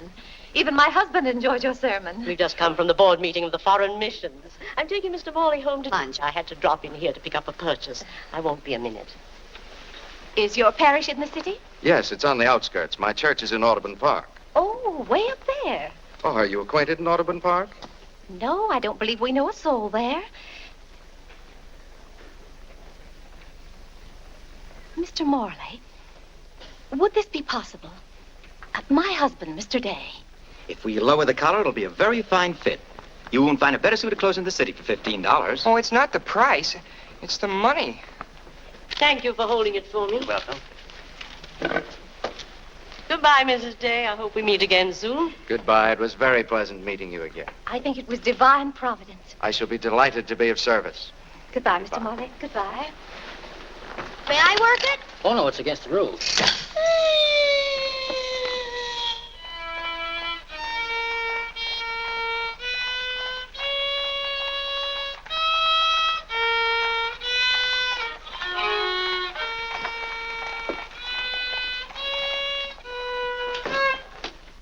Hello. What did you bring home more medicine for? Dr. Bartlett paid us off, didn't he? Oh, yes. Oh, Jiminy, you scared me. I've got to take $15 right down to McCreary's. I bought a suit there this morning, and I said I'd have the money this afternoon. Gee, that's too bad. What's too bad? Well, you see, Clarence. What? Dr. Bartlett paid us off in medicine. Oh, Gad! Well, he thanked us, too, for our services to mankind. But my suit, I've got to have it tomorrow. And besides, they're making the alterations. I've got to have $15. Maybe you could offer them 15 bottles of medicine. Oh, they wouldn't take it. McCreary's don't sell medicine. Father. Vinny, I'm home. Good afternoon, sir. How's your mother, Clarence? Oh, the ride this morning did her a lot of good. She'll be well enough to go to church with us next Sunday. Ah, fine. Father, have you noticed I haven't been kneeling down in church lately? Don't let your mother catch you at it. Then I have to have a new suit of clothes right away. That doesn't make sense. I can't do anything in your clothes that you wouldn't do. Well, if my old clothes make you behave yourself, I don't think you ought to wear anything else. Oh, no, you're you and I'm me. I want to be myself. I mean, suppose I should want to kneel down in front of a girl. Why, in heaven's name, should you want to do a thing like that? Well, I've got to propose to a girl sometime. Clarence. Well, not right away, but for $15 I can get a good suit of clothes. Clarence, you're beginning to talk as crazy as you... Hello, Vinny. You're feeling better today, huh? Much better, thank you, Claire. You don't have to hurry home from the office every day like this. With business the way it is, there's no use going to the office at all. Yes, you do look better, Vinny. What did you do today? Well, I got a carriage and took the boys for a ride, and we stopped in at McCreary's. And, oh, Claire, I've the most wonderful news for you. Who do you think I met? Mr. Morley. Morley? Never heard of him. remember that nice young minister who substituted for Dr. Lloyd one Sunday? Oh, yes. Bright young fellow. Preached a good, sensible sermon. Short one, too. Ought to be more ministers like him. Well, Claire, his parish is in Audubon Park. You know, way up above Harlem. Nobody knows you up there. You'll be perfectly safe. Safe? Vinny, what the devil are you talking about? I've gone all over everything with Mr. Morley, and he's agreed to baptize you. Oh, he has.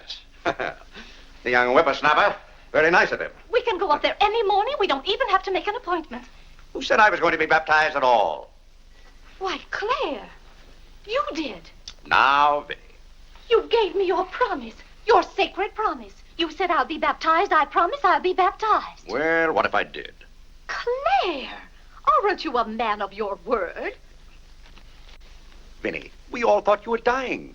So naturally I said that to cheer you up. As a matter of fact, the doctor told me that's what cured you. Well, it seems to me pretty ungrateful of you to press this matter any further. My being well has nothing to do with it. You gave me your word. You gave the Lord your word. And you're going to march yourself up to Mr. Morley's church some morning before you go to the office and be christened. If you think for 1 minute... What in the name of heaven is that? If you think I'm going to let you add the sin of breaking your solemn and sacred promise... I demand to know what that repulsive object is. It's perfectly plain what it is. It's a pug dog. What is it doing in this house? I wanted it and I bought it. You spent good money for that? Claire, don't try to change the subject. How much did you pay for that atrocity? I didn't pay anything for it. I charged it. Charged it, I might have known. How much was it? $15. $15? Claire. For that eyesore?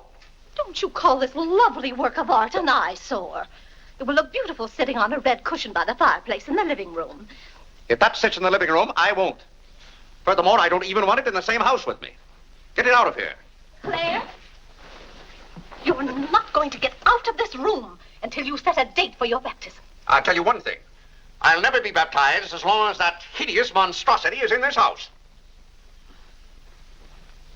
All right. All right. Clarence.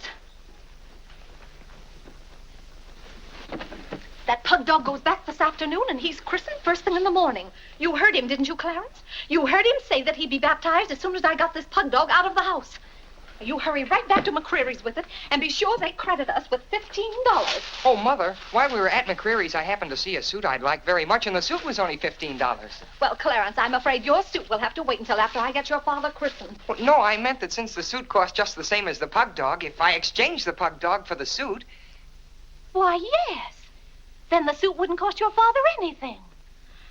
Why, how bright of you, Clarence, to think of that. I'd better start right away before McCreary's closes. Yes. Now, let's see.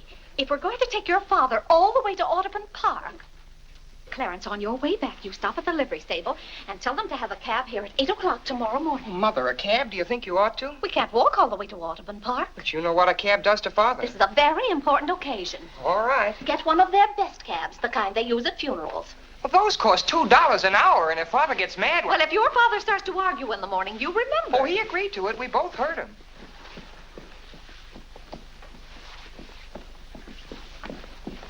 I hope you notice Clarence is returning the pug dog. Well, that's a sign you're getting your faculties back. Don't dawdle, Clarence.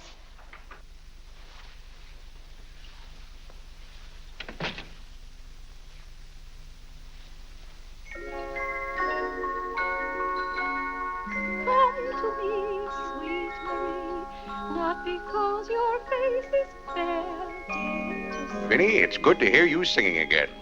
But your smile so pure and sweet makes my happiness complete, makes me falter at your feet, sweet Marie. Oh, on the way uptown, I stopped in at Tiffany's and bought you a little something. Thought you might like it. Claire! What a beautiful ring! I'm glad it pleased you. Oh, Claire, how sweet of you. I don't know how to thank you. Well, it's thanks enough for me just to have you up and around again. You know, when you're ill, Vinny, this house is like a tomb. There's no excitement. That's the loveliest ring you ever bought me. Now that I have this, you needn't buy me any more rings. Well, if you don't want any more... What I'd really like now is a nice diamond necklace. Vinny, Do you know how much a diamond necklace costs? Yes, I know, Claire, but don't you see, you're giving me this shows I mean a little something to you. Now, a diamond necklace. Good heaven. If you don't know by this time how I feel about you. Well, we've been married for 20 years, and I've loved you every minute of it. What did you say, Claire? I said we've been married for 20 years, and I've loved you every minute of it. But if I have to buy out jewelry stores to prove it, if I haven't shown it to you in my words and actions, well, I might as well... Well, what have I done now? It's all right, Claire. I'm just so happy. Happy? You said you loved me. And that beautiful ring, that's something else I didn't expect. Oh, Claire, I love surprises. But that's another thing I've never understood about you, Vinnie. Now, I like to know what to expect. Then I'm prepared to meet it. Yes, I know, Claire, but life would be pretty dull if we always knew what was coming. Well, it's certainly not dull around here. In this house, you never know what's going to hit you tomorrow.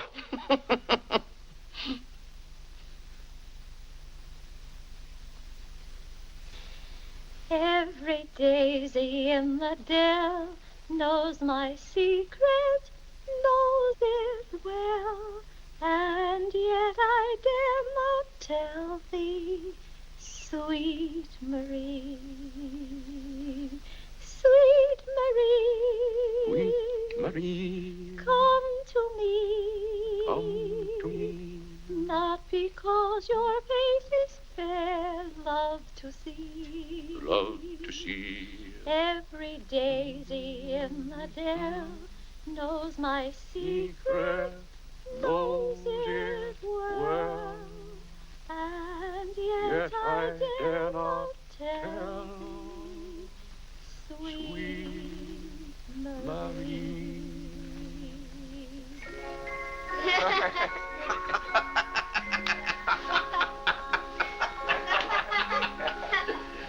Well, then, Harlan, the very... Who are you? What's your name? Margaret, sir. Can't be Margaret. We've got one Margaret in the house. At home, they call me Maggie, sir. All right, Maggie. If her name's Margaret, that's a good sign. Maybe she'll stay a while. Do you know, boys, your mother used to be just the same about cooks as she is about maids. Never could keep them for some reason. Well, one day about 14 years ago. Yes, it was right after you were born, John. My, you were a homely baby. Thank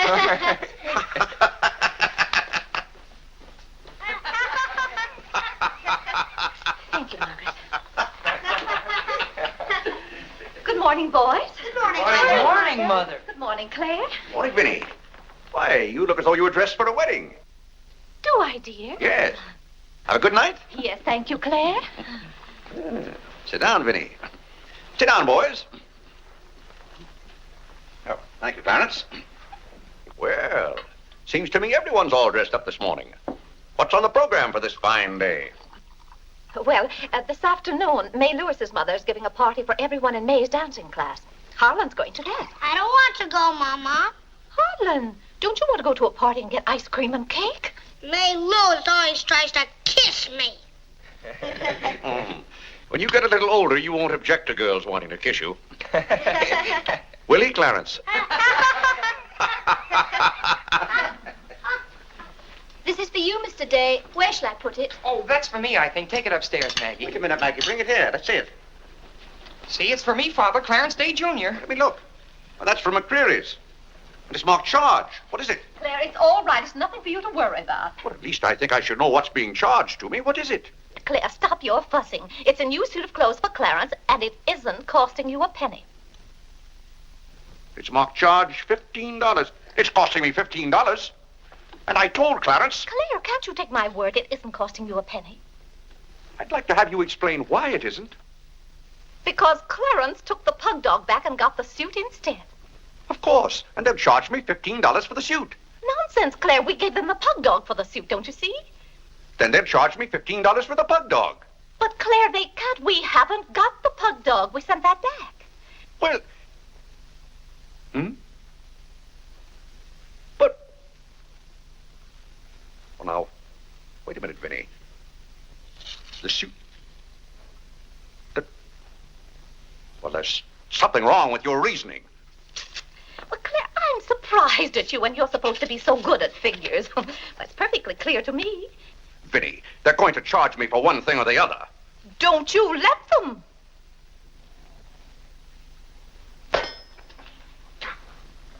Well, McCreary's aren't giving away suits and they aren't giving away pug dogs. Why, it should be clear to a child that if Clarence sent the pug dog back, they... What? I will not have that botanical freak in this room. John, have you been going around this town selling medicine? Yes, Mother. Dog medicine? No, Mother, not dog medicine. This letter from Mrs. Sprague says you sold her a bottle of this medicine and that her little boy gave some of it to their dog and it killed him. Now she wants $10 from us for a new dog. Here, let me see that letter. Well, he shouldn't have given it to a dog. It's for humans. Why, it's Bartlett's beneficent balm made from a secret formula. Have you been going around among our friends and neighbors selling some patent nostrum? But it's good medicine, Father. I can prove that by Mother.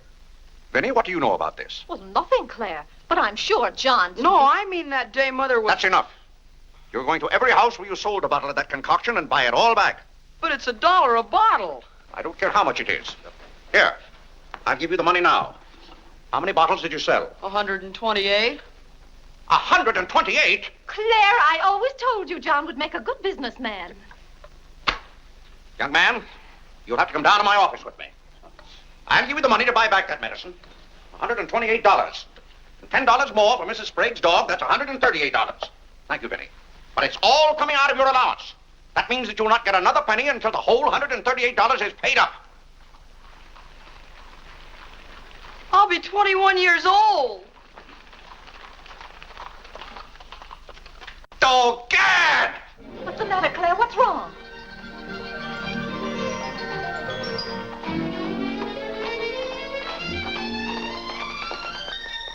Those gypsies are back. Don't anyone answer the door. They're moving in on us again, bag and baggage. I won't have it, I tell you. I won't have it. Now, Claire. Don't let them in. Claire, hush up. They'll hear you. Tell them to get back in that cab and drive right on to Ohio. As if we could turn our own relatives away. But they're extravagant enough to take cabs when horse cars run right by our door. And now you be quiet and behave yourself. John, come help with the baggage. Why do they always have to pounce on us without any warning? Cora, Mary. Well, it's so good to have you back again. How are you, Vinny? We've been so worried about you. I'm fine now. Did you have fun in Springfield? Was it? John! My, you're still growing. Thank you, Cousin John, Cora. go get the baggage. There's Hello. Whitney. How are you, darling? Fine, thank you. And little Harlow. Have you been a good boy? No.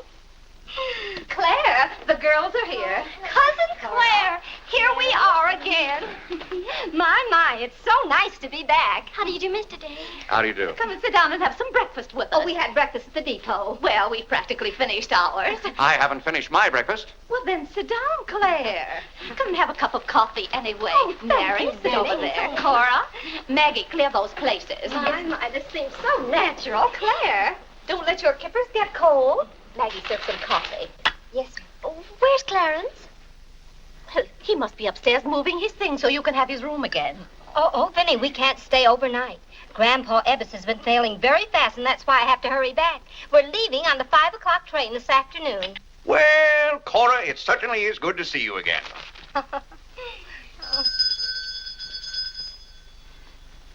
Well, who can that be? Well, this time it can't be another special delivery letter for Clarence. While you were in Springfield, our postman was kept pretty busy. It's the cab, ma'am. Cab? What cab? The cab that's to take us to Audubon Park. Oh, who's going to Audubon Park? We all are. Cora, the most wonderful thing has happened. Claire is going to be baptized this morning. Vinny, what are you saying? I'm saying you're going to be baptized this morning.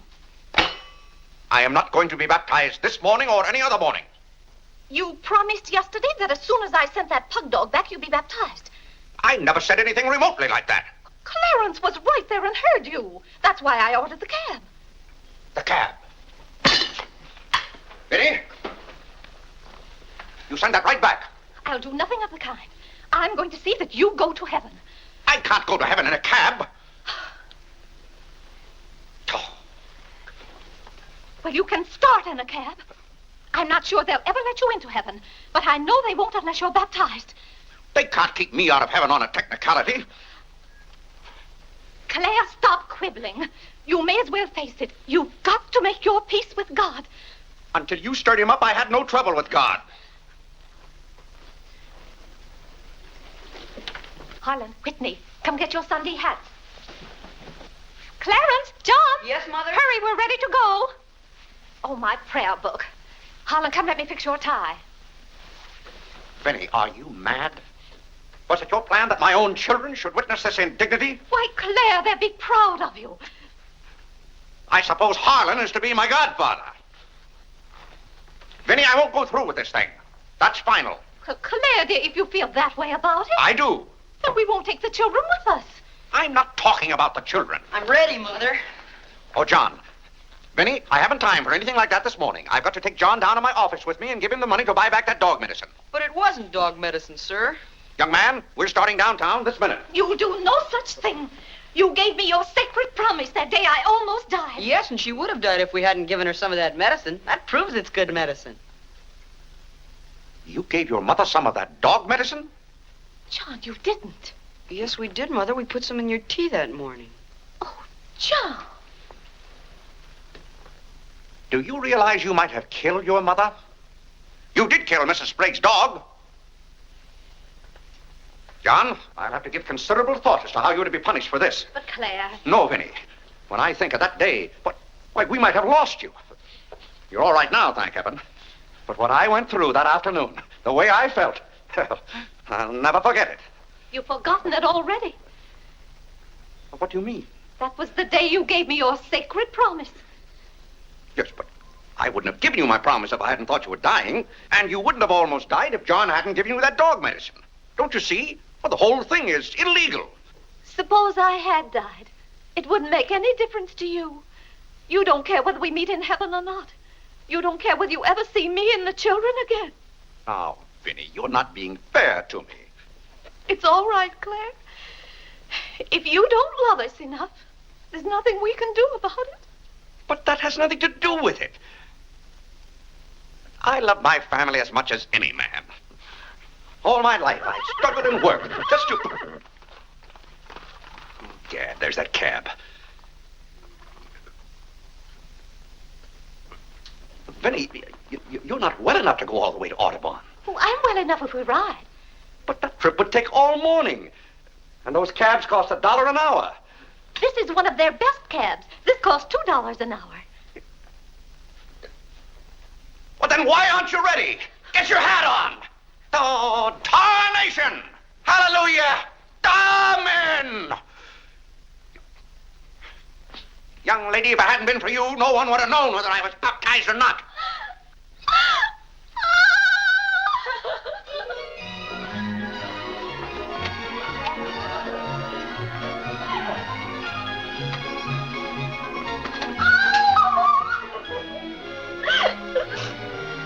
Oh, Gad! Good morning, Mr. Day. Going to the office? No. I'm going to be baptized.